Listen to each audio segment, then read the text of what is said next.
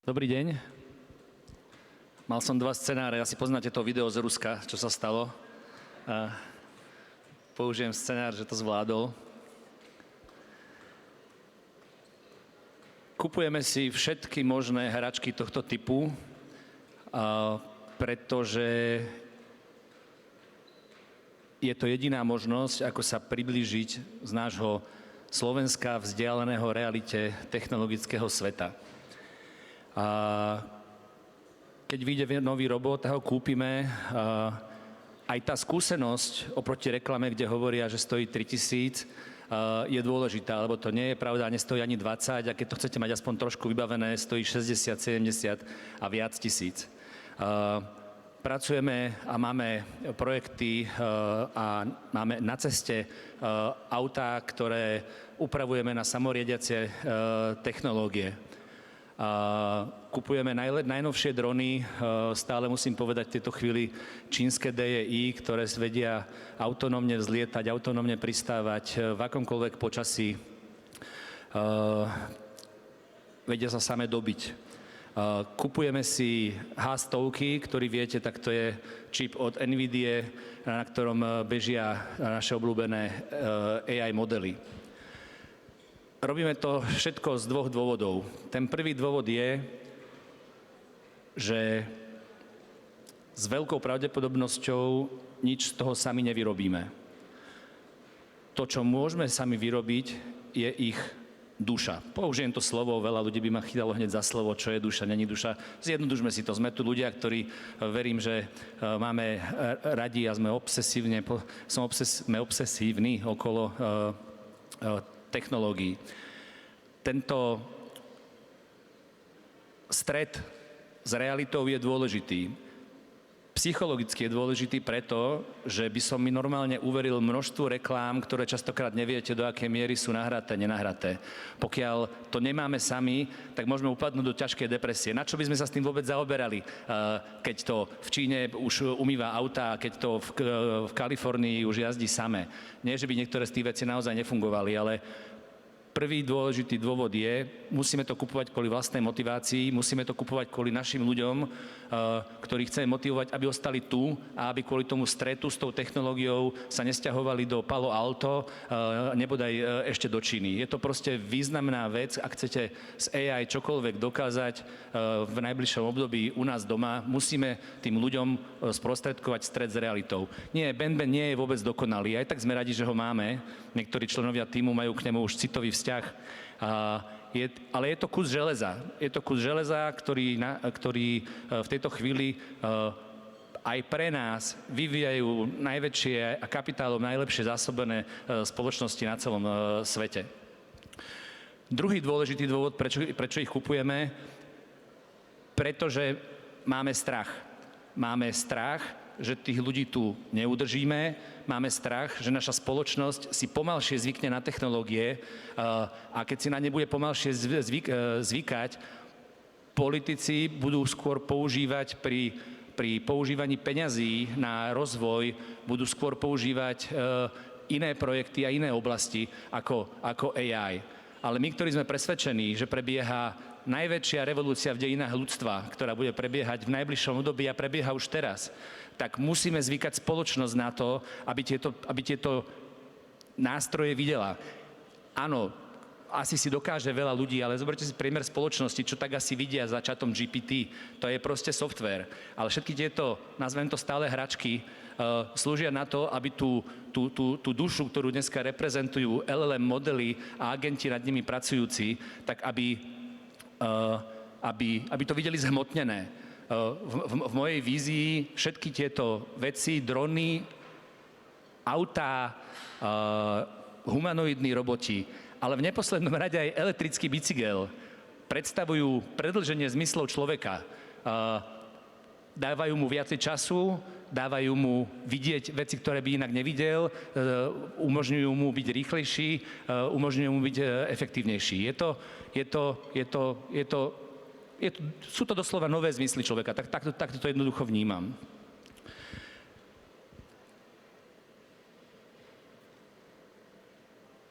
Druhou časťou ešte toho bodu smerom k spoločnosti nevieme tie veci ukazovať, pokiaľ sa nesplnia základné legislatívne podmienky.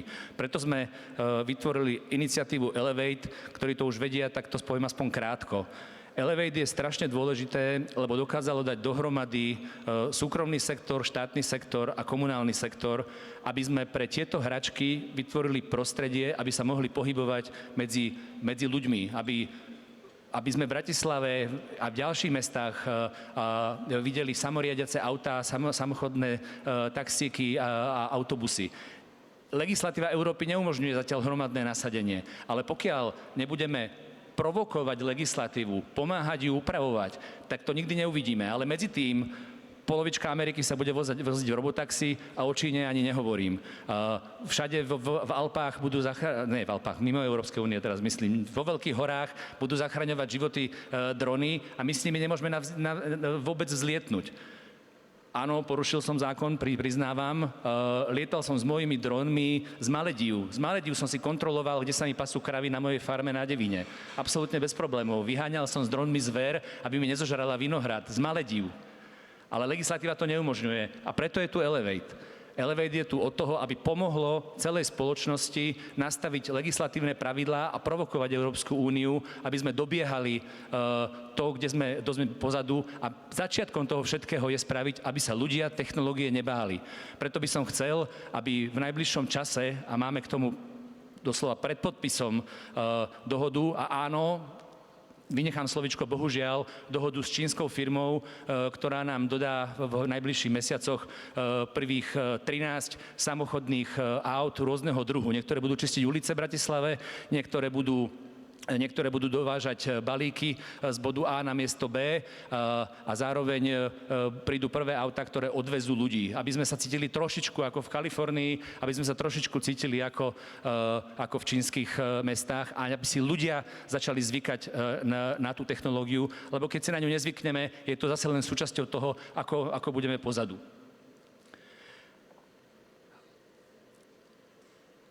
Druhá etapa, to je testovacia, ukázať ľuďom, ale čakajú nás ťažké rozhodnutia. Koho pustíme nakoniec do ulic, ktorú firmu. Toto všetko nás len čaká a tieto otázky takisto sa budú ľahšie diskutovať po tom, čo ľudia s tou technológiou budú konfrontovaní. S tou istou firmou, s ktorou donesieme prvých 13 aut, ktoré budú fungovať vďaka spolupráci všetkých dotknutých na pokusnej prevádzke na Slovensku, tak tá istá firma nás žiada, aby sme zobrali v priebehu roka alebo koľko ďalších 150 aut. To už není žiadne testovanie. To už je začiatok tranzície, kedy keď to bude 150 taxíkov, tak nahradia polovičku Bratislavy. Áno, viem, možno ma teraz vonku hneď ubijú palicami taxikári, uberisti a podobne. Ale tak je to rýchle. Ukážu nám 13 aut a v priebehu roka, dvoch ich môže jazdiť 150. To už je vážny zásah do toho trhu. Kratučké video, poprosím. Ilustračné.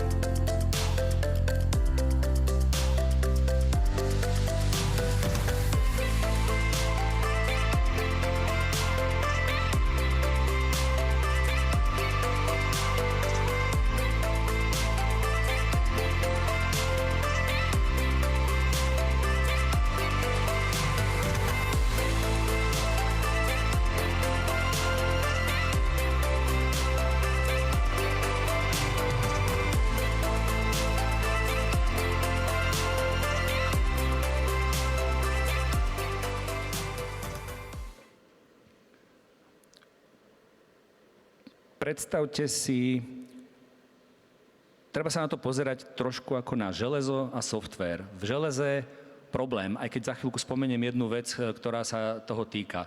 Nemyslím si, že sa staneme inovátormi v tom železe, v tom, čo lieta, v tom, čo chodí po ceste a tak ďalej. Aj keď za chvíľku sa toho ešte dotknem.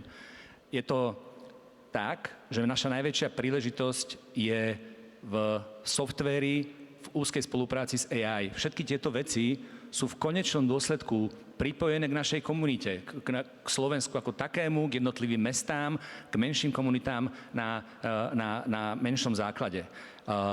Tam je naša obrovská príležitosť a preto musíme pri každej spolupráci s veľkou firmou ako s tou, s ktorou prinesieme tieto veci do Bratislavy a ostatných miest, musíme s každým vyjednať, aby to bolo do určitej miery open source v zmysle, aby sme si my ako komunita, či už na rovni štátu alebo komunálu, udržali nad týmito vecami kontrolu, aby sme reprezentovali vlastnú reprezentáciu bezpečnosti, aby sme to nastavovali a zbierali dáta spôsobom, ktoré sú ochránené. Vždycky sa budeme báť, že v tom robotovi niekde má ten Číňan zabudovaný nejaký čip, ale to sa snáď dá zistiť, že to tak úplne nie je. A zároveň dúfam, že konkurencia v tomto oblasti nám umožní niekedy vyberať aj niečo iné ako z Číny. Takže toto bolo k Elevate. Teraz by som rád...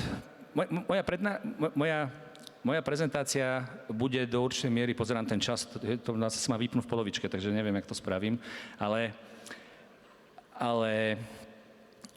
pokúste sa, prosím vás, jednotlivé bloky, ktoré poviem, potom zhmotniť do jedného celku. Nejako vás nepodceňujem, ale ja sám sa v tom trochu strácam, takže upozorňujem vás dopredu. Mali sme tu tender na podporu AI, ak sa nemýlim, 120 miliónov eur. Neviem, či sú tu šťastlivci, čo dostali. Jedna z firiem, ktorá so mnou úzko spolupracuje, sa uchádzala podľa mňa s dokonalým projektom a tiež to nedostala. Ale čo? Kto z nás to chce zmeniť, musí povedať, ako to robiť lepšie a ani to nestačí. Musíte sa prihlásiť, ísť do volieb, byť v parlamente, byť zvolený. Takže ja nejdem kritizovať to, či bol tender spravený tak alebo onak. To mi ale neznemožňuje povedať, lebo všetci chceme počuť niečo konkrétne, nie len proste všeobecné reči. Dúfam, že tu som bol trochu konkrétny. Tie autá, pevne verím, že tu uvidíte a budete mať tú skúsenosť. Takže trúfam si povedať a identifikoval som, keď som sa sám zamýšľal, keby si bol politik, čo by si teda spravil ty, keď teda skritizuješ Kmecov tender alebo niečo podobné. A došiel som na dve úplne zásadné veci. Netvrdím, že sa nemýlim. Prvá, keby som bol zodpovedný za riadenie tohto štátu, tak by som si ako absolútne základnú úlohu dal brutálny tlak, nezamieňajme s vydieraním, na automobilky. Máme ich tu 5. Ekonomika Slovenska, a možno sa znovu mýlim, ja osobne myslím, že stojí na dvoch zásadných veciach. Stojí na 5 automobilkách a stojí na všetkých ich dodávateľoch. A našťastie tu máme ešte krásne Tatry a krásnu Bratislavu, takže by som povedal ešte turizmus. To sú dve veci, na ktoré môžeme byť pyšní z hľadiska našej pozície. Tie automobilky sú ale kruciálne pre ekonomiku. Ak uveríte tomu, že tvrdím, že v priebehu teraz číslo, ale Musk vždy treskne číslo a je to jedno, tak aj ja tresknem číslo. V priebehu 10 rokov budete mať mestá plné samoriadiacich aut. To znamená, tie existujúce sa vyhodia a vzniknú nové. Takže sa budú vyrábať autá. Otázka je, či budú európske alebo čínske. Ak to neustojíme, ak to neustoja tie automobilky a budú tie autá čínske, musíme robiť niečo iné. Čo je druhý možný trh? Humanoidi. Proste humanoidi, nech sa ich niekto bojí, ten si ho nekúpi. Ale drvivá väčšina bude chcieť mať humanoida. V McDonalde vás bude obsluhovať humanoid. V EQ, v mojej reštaurácii, dúfam stále ľudia, ale tá je drahšia. Jednoducho v tej zúfalej situácii povedať, čo bude so Slovenskom ďalej, musíme vyjednávať s automobilkami, musíme ich motivovať k tomu, aby slúbili výmenou za niečo. Znížme im aj nejakú daň, rozdávajme peniaze ako týchto 120 miliónov, radšej ako podporu im, ale musia niečo slúbiť. Musia slúbiť, že sem dajú časti vývojových centier, musia podpísať spolupráce s univerzitami, musia slúbiť, že keď tá revolúcia nastane, takže časť tých humanoidov budú vyrábať tuná. Nehali nám priestor. Pán Musk nám nehal priestor. Povedal, že to bude niekoľko triliónový trh, ale že mu stačí 10%, ešte je 90 voľných. To by som spravil ako prvú vec. Hrozne, vážne, dlhodobo, s víziou, že ma bude mnoho ľudí kritizovať, ale vyjednával by som s automobilkami, aby pomohli myšlienke, že ten vývoj, lebo keď tu bude vývoj, tak je trošku väčšia šanca, že to tu budeme na konci aj vyrábať.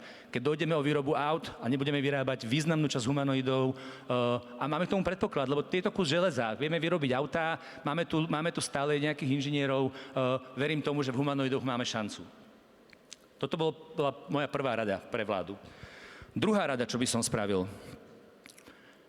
Zobral by som napríklad 120 miliónov a zaplatil by som 10 000 ľuďom, teraz niekoho naštvem, lebo neviem nájsť lepšie podmienky, ktorí majú IQ 120 alebo majú kritické myslenie. Vidím hľadisku ľudí, ktorí ma poznajú, neviem, ktorá z tých kategórií je správnejšia. Zobral by som takúto skupinu ľudí a celej tejto skupine ľudí, ktorí zároveň nezarábajú viac, zase tresknem číslo ako 4 000 eur mesačne, tých nebude veľa, a každému by som ako štát dal 500 eur mesačne na najbližšie 2 roky a môžu si za to kúpiť.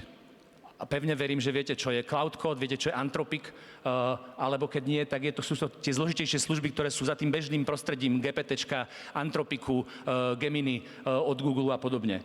500 eur by som rozdal 10 000 ľuďom, samozrejme by som nad tým urobil nejakú umbrelu z múdrych ľudí, čo samozrejme začína byť triky trošku, ako ktorá skupina to má byť, ale plošne, proste lopatou by som normálne búchal po tom trhu a veril by som v štatistiku, lebo štatistika, matematika neklame.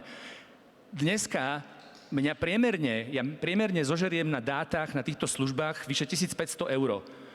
A to ja pracujem fakt len cez víkendy a niekedy v noci. Normálne mám bohužiaľ toho veľa, ale človek, ktorý má čas pri tom sedieť celý čas, tak musí minúť na tokenoch 3000. Ale keď to nerobí, tak je v tejto oblasti v tejto chvíli úplne mŕtvy. Každý jeden z vás, kto chce to vôbec tušiť, kde sa tá technológia vyvíja, nie preto, že by ste mali vyvinúť perfektný, dokonalý softvér, ale preto, že bez toho, že to uvidíte, ako to funguje, nepochopíte ten rýchlosť vývoja. Každý týždeň je update a každý týždeň sa to nezlepšuje o 1 krát. Ja som teraz povedal na Antigravity, som povedal, že je 10-krát lepší ako Cloud Code. Ale keď vidíte, ako vám to behá po obrazovke, zrazu začnete chápať, čo znamená multiagent. Urobíte si agenta sami za pár minút, urobíte čokoľvek, ak máte dáta. Takže rozdal by som 120 miliónov na 2 roky, 10 000 ľuďom a veril v štatistiku. To je moja druhá rada. Čo tam bolo teraz? 12 minút sa mám rozprávať o AI, no tak to... Dobre, pokúsim sa to stenčiť, lebo bolo by to najdlhšie. Teraz sa idem pokúsiť povedať niečo zložitejšie a začiatok budete myslieť si, že som magor, lebo budem hovoriť trošku niečo, ale potrebujem to povedať ako príklad. V JNT, ak niečo vieme, tak sa vieme deliť. Delíme sa odjak živa. Odjak živa to nebola firma, to není Jakobovič Tkáč, odjak živa to bolo niekoľko ľudí, vidím ich tu niektorých v hľadisku. Vedeli sme sa deliť medzi sebou. Ale od začiatku, spred 32 rokov, sme sa delili aj so svojimi klientami. Spravovali sme im peniaze a spravidla sme umožňovali, aby išli do toho istých biznisov, do ktorých sme išli aj my. Dneska najlepšou reprezentáciou tohto prístupu je ARCH, náš fond, ktorý má zainvestované prakticky v každej oblasti, v ktorej máme peniaze aj my. Každý Slovák by v sebe nemal mať tí hajzli vlastne aj jadrovú elektráreň. Pretože si môžu kúpiť podiel v Archu a vlastne podiel na jadrovej elektrárni. Nemal by nikto stále hovoriť, to JNT vlastne celé Tatry. Dávno to nie je pravda a tá firma je na burze. Môže si kúpiť podiel, takže môže každý získať pocit tej čudnej závisti, ktorú tu máme, tej prvej veci, ktorá nás napadne. Toto je dôležité pre záver, ktorý vám urobím trošku neskôr, ale uvedomte si trošku tú paralelu. Nerozmýšľajú tí Američania trošku inak? Všetci máte možno pocit, že oni si menej závidia. Prečo? Lebo sú komunita, ktorá zdieľa. Tá komunita si delí benefity, ten trh je otvorený, každý si môže kúpiť akciu prakticky ktorejkoľvek firmy. My sa to pokúšame len trošku simulovať s Archom. Tie trhy nie sú tak silné, ale potrebujeme preto, čo vám vysvetlím za chvíľku, aby sme zvrátili toto myslenie, pretože inak ostaneme všetci izolovaní. A teraz idem k tomu príkladu. neviem presne, aké sme tu zloženie ľudí. Ja predpokladám, že tu je nejakí zástupci z biznisu. Čo robíte? Predávate nejaký produkt, službu, predávate klientovi. Na to, aby ste mohli robiť biznis, potrebujete dve základné veci. Potrebujete produkt a potrebujete klienta. Dneska s každým tým klientom robíte napriamo. Je to v princípe bilaterálny vzťah. Ste spokojní. Aj Amazon to tak robil. Aj Amazon bol pôvodne taký, keď to pozriem z pohľadu podnikateľa, čo vytvoril sklady, kupoval produkty a predával ich ľuďom. Ale vytvoril tak dobrú platformu, to slovo si zapamätajme, vytvoril tak dobrú platformu, že postupom času všetci, malí, veľkí obchodníci, všetci si uvedomili, že tá platforma je tak dobrá, a všetci majú slobodnú voľbu. Všetci sú dneska aj na platforme Amazon, predávajú svoje výrobky na Amazone.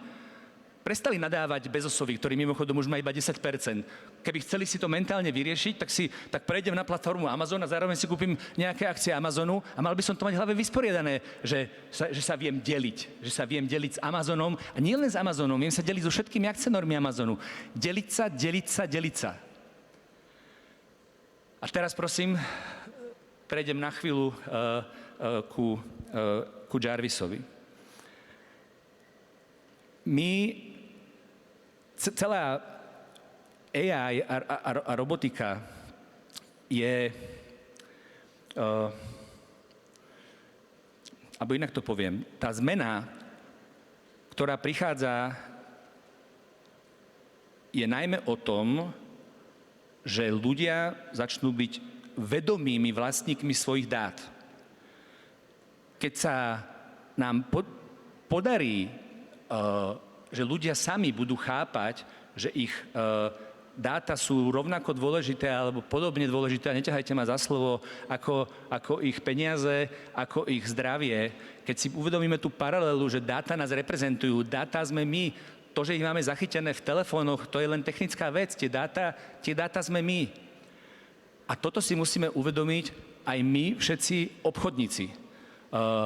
Teraz sme sa sústredili na to, aby sme predávali produkt konkrétnemu človeku a zbierali sme si o nich dáta. Každý si tie dáta do veľkej miery strážime. Ale tá zmena bude v tom, že ten človek sa vlastne stal našim výrobným nástrojom. Ale keď prisúdime človeku a nebudeme ho urážať stlačaním blbých cookies, že s nimi súhlasím a tak ďalej, ale keď začneme brať človeka vážne a postaráme sa o jeho dáta, tak máme šancu vybudovať platformu. Musíme ľudí prestať sa báť toho, aby zdieľali svoje dáta a musíme sa im o ne postarať. Nezvládne to každý.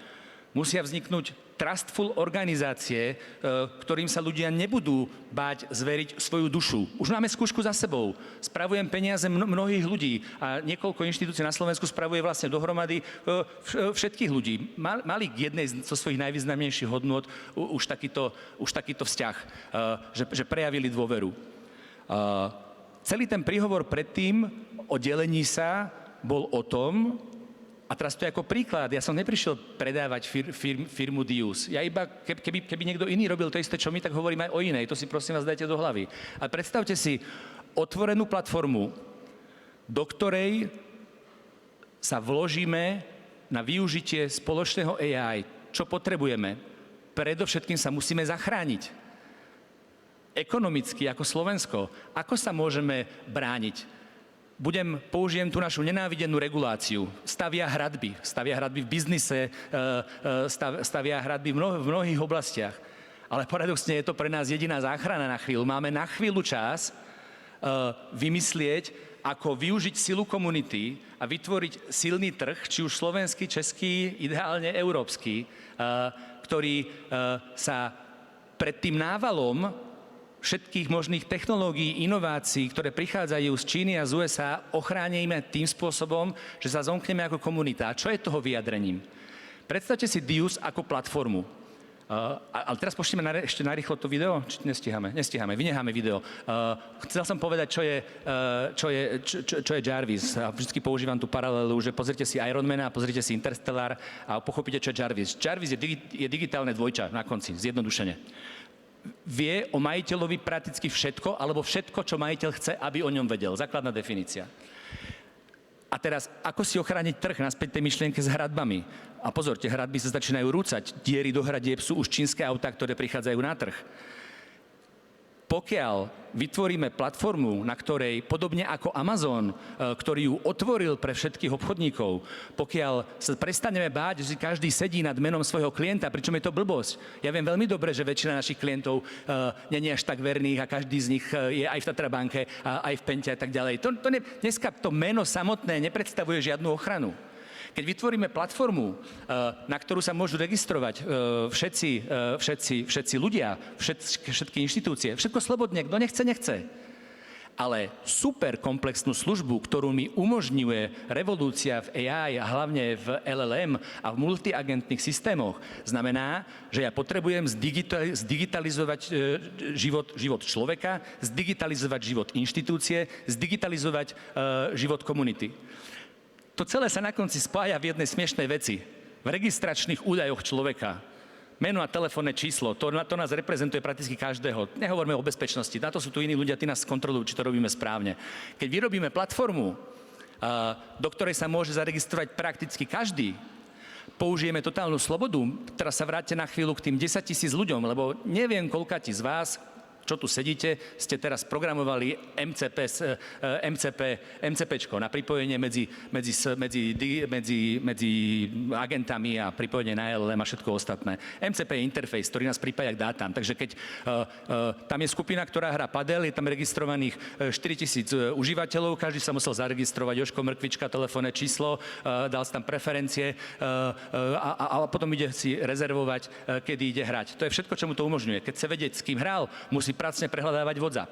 Ale tie dáta, tá inštitúcia, ten orgán, ten vlastník padelu, on vie všetko, pretože on vie, kto sa kedy registroval, vidí ten WhatsApp, má všetky dáta. Ale je to o slobode. Keď sa majiteľ tých dát pripojí na platformu, tak sa stále slobodne rozhoduje, ktoré MCPčko, respektíve aký rozsah údajov MCPčku ako protokolu, ktorý so mnou rozpráva na druhej strane ako s klientom, tak sa slobodne rozhoduje, čo tam dá.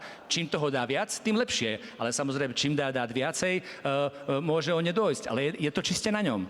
Tak si predstavte, že keď v podstate každá služba, ktorú používate, bude prístupná Jarvisovi. Keď si predstavíte, že všetci, ktorých poznáte, alebo veľká časť z nich, bude klientmi Jarvisa, tak otec so svojím synom sa vďaka svojim digitálnym dvojčatám za ich priamej účasti môže rozprávať o jeho vreckovom na účte v banke. Uvedomte si, čo všetko musíte spraviť dneska, aby ste mohli sa rozprávať nad účtom banky a nad jeho pohybmi.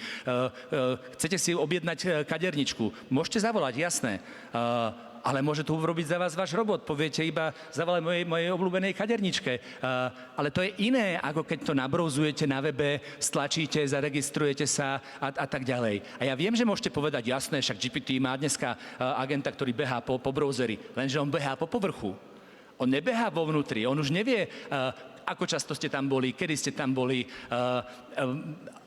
Keď lyžujete, chcete si porovnávať, kto koľko nalyžoval, zase potrebujete mať zaregistrovaného aj toho človeka, ktorý teda dvoch, keď si sú porovnávať, koľko nalyžovali, musia mať GoPass, musia si ju kúpiť, to je tá triviálna časť, lenže potom to eviduje celú moju históriu.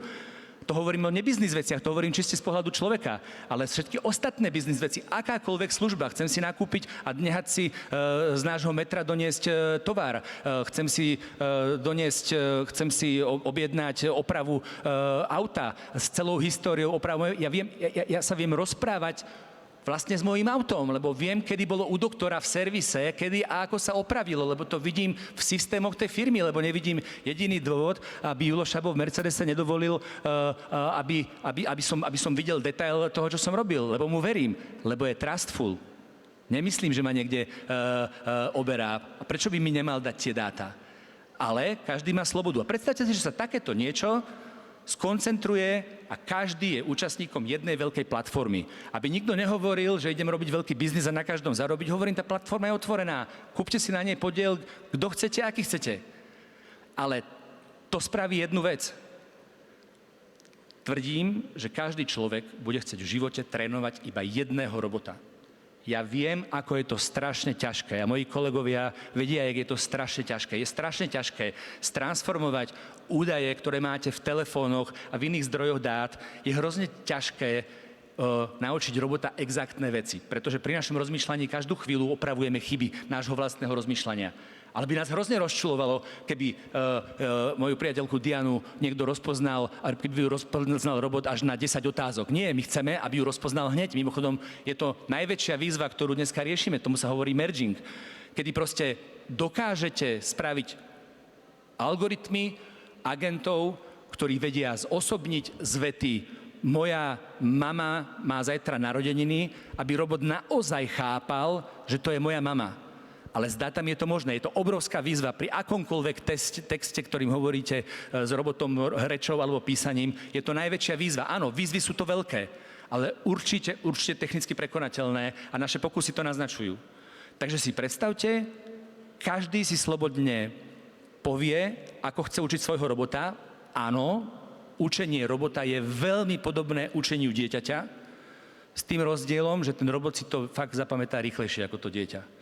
Ale musíte ísť od spodu, musíte ho naučiť, kto je kto, aké sú rodinné vzťahy, musíte ho naučiť, ktoré služby používate, musíte ho naučiť ako veľa. Ale vychováte ho raz a máte ho navždy, dokonca ho máte aj po svojej smrti. A keďže je tu premisa, že každý chce trénovať svojho robota iba raz za život, čo tým vytvárame? Hradbu. Vytvárame hradbu proti tomu, aby nás nezhltli, lebo keď to rozhodnutie toho svojho robota vytvoriť na platforme Google, budete sa cítiť ako svetobežníci, ale Slovensko skape. Ale je možnosť využiť toto obdobie, zomknúť ľudí, zomknúť podnikateľov, povedať si, že sme ako Amazon, že dávame k dispozícii svoje služby, premýšľame, lebo máme kritické myslenie, ktoré dáta môžeme a nemôžeme navyše dodať ľuďom znútra svojich systémov. Mimochodom, tá zmena bude gigantická už len v tom, dneska predávate produkty, dáte si reklamu na Google, dáte si reklamu na Facebook, tí múdrejší aj na Jojku a máte predajný kanál. Lenže na čo by som čumel na reklamy, na čo by som, lebo nikto z nás reklamy nechce. OK, akože v princípe nechce, ale aj tak nás ovplyvňujú.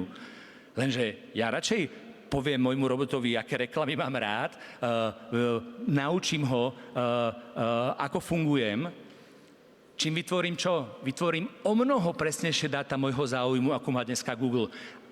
A poviem Google, chceš používať moje dáta? Zaplať mi. Chápete, jak sa to môže otočiť? Nie, že my sme všetci vybavení tým, že máme byť spokojní, že nám Google zobrazuje dobré výsledky. To už nebude, to už netreba, to už teraz netreba. Už teraz to s GPT-čkom všetci zvládnete, že to tak není, že to netreba. Takže, už? Dobre. Proste, celý ten cyklus, čo som vysvetľoval, mal byť o tom, my sa vieme deliť, delenie vedie k veľkému majetku. Áno, vo Forbese si musia opraviť čísla, majú ich fakt divné. Je to tak, že keď sa delíte, tak to izolované podnikanie každého na Slovensku dneska, a v Čechách to není veľký rozdiel, každý si to pytlíkuje s tým svojím klientom samostatne. A čo robí? V dnešnej dobe vlastne každý otravuje klienta s novou registráciou, s novým vyplňaním, s novým učením. Fú, však je 21. storočie, máme LLM, to musí vedieť moje digitálne dvojča.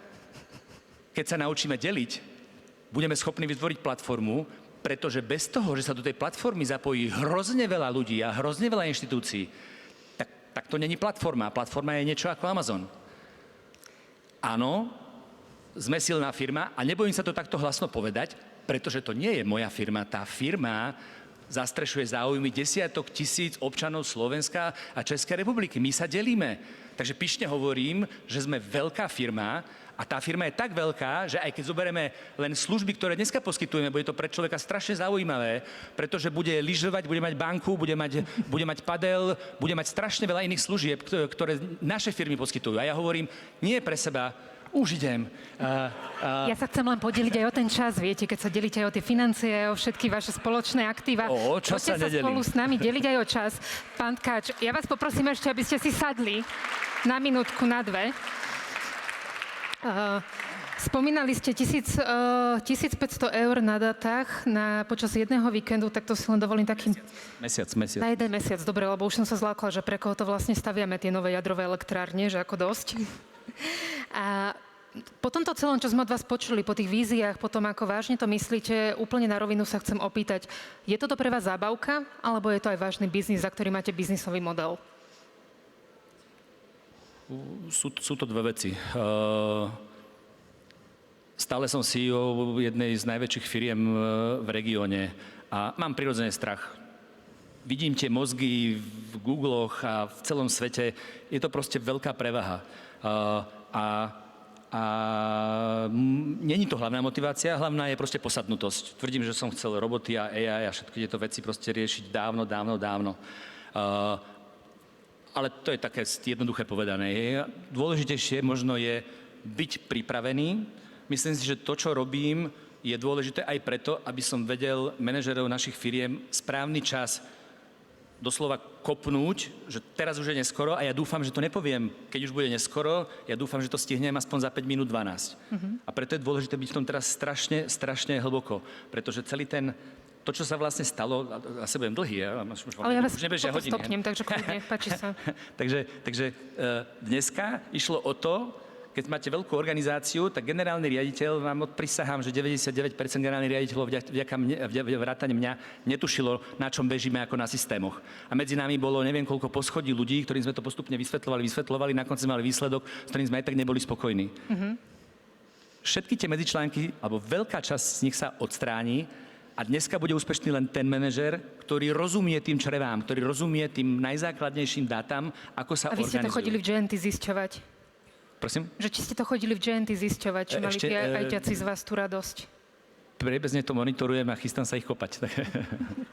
Dobre, aspoň dávame takéto heads up spody, aby vedeli, čo ich čaká. Pýtala som sa teda, že či je to zábavka, alebo či je to biznis. Je to aj jedno, aj druhé. Hovoríte, že máte obavu a chcete byť pripravení. Absolútne tomu rozumiem. Rozumiem, koľko kapitálu ale ide do tejto pripravenosti. Koľko ste doposiaľ preinvestovali do umelej inteligencie, do rozvoja umelej inteligencie, či už vy osobne, alebo v rámci GNT? Takto, v tejto chvíli držíme tieto aktivity od GNT ďalej. GNT je veľmi vážna organizácia, spravujúca ľuďom peniaze. A ja chcem pred mojich partnerov predstúpiť v momente, keď si budem myslieť, že všetky bezpečnostné, legislatívne, ale aj technické veci sú toho hodné. Ešte nie sú. Ešte sme len vo vývoji. To je jedna vec. Peniaze, milióny eur, to neboli nejaké závratné čiastky, ale keď chcete robiť teraz... Pre vás? Ale tak sú tu predpokladám aj podnikatelia. Milióny eur pri vývoji veľkých vecí nie sú veľa. Oni míňajú stovky miliárd. Len viete, čo je vtipné? Oni ich míňajú za nás. Pretekajú sa dneska 5 spoločností naraz a zlepšujú svoj model každý týždeň o 10% a míňajú miliardy a dávajú nám to skoro zadarmo. A my si to neberieme. To je tých 10 000 ľudí, ktorí majú dostať 500 eur mesačne, aby si tie najlepšie služby, či už GPTčka, či už cloudy a antigravity, ale aj služby sieťové ako AWS, musíte byť na infraštruktúre.